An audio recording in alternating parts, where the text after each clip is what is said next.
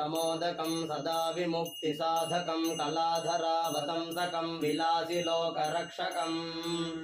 अनायकैकनायकं विनाशिते भदैत्यकं नताशुभाशुनाशकं नमामि तं विनायकम् नतेतरातिभीकरं नवोदितार्कभास्वरं नमत्सुरारिनिर्जरं नताधिकपदुद्धरम्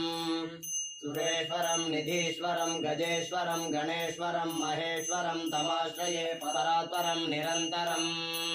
समस्तलोकशङ्करं निरस्तदैत्यकुञ्जरं दरेतरोदरं वरं वरे भवक्रमक्षरम्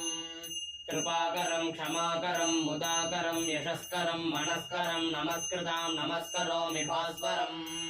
अकिञ्चनार्तिमार्जनं चिरन्तनोक्तिभाजनं पुरारिपूर्वनन्दनं सुरारिगर्भचर्वणम् प्रपञ्चनाशभीषणं धनञ्जयादिभूषणं कपोलदानवारणं भजे पुराणवारणम् नितान्तकान्तदन्तकान्तिमन्तकान्तकात्मजम् अचिन्त्यरूपमन्तहीनमन्तरायकन्तनम् हृदन्तरे निरन्तरं वसन्तमेव योगिनां तमेकदन्तमेव तं विचिन्तयामि सन्ततम् महागणेश पञ्चरत्नमादरेण योन्वहं मृगायति प्रभातके हृदि स्मरन् गणेश्वरम् अरोगतामदोषतां सुसाहितीं सुपुत्रतां समाहितायुरष्टभूतिमभ्युपैति शोचिरात् वक्रतुण्डमहाकाय सूर्यकोटितमप्रभा निर्विघ्नं कुरु मे देव सर्वकार्येषु सर्वदा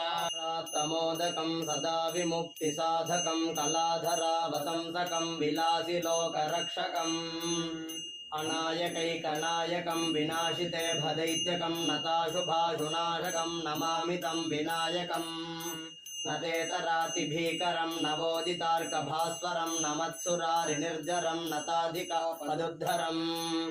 सुरेश्वरं निधीश्वरं गजेश्वरं गणेश्वरं महेश्वरं तमाश्रये परात्परं निरन्तरम् समस्तलोकशङ्करं निरस्तदैत्यकुञ्जरं दरेतरोदरं वरं वरे भवक्रमक्षरम्